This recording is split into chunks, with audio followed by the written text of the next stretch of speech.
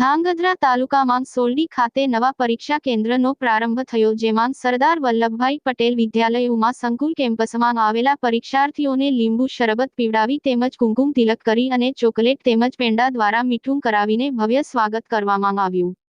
બહારગામથી આવતા વિદ્યાર્થીઓને એનર્જી રહે એ માટે સંસ્થાના સંચાલકો દરરોજ લીંબુ તેમજ વરિયાળીનું શરબત પરીક્ષા પહેલા વિદ્યાર્થીઓ માટે વ્યવસ્થા કરેલ છે, જે ખૂબ જ પ્રશંસનીય છે.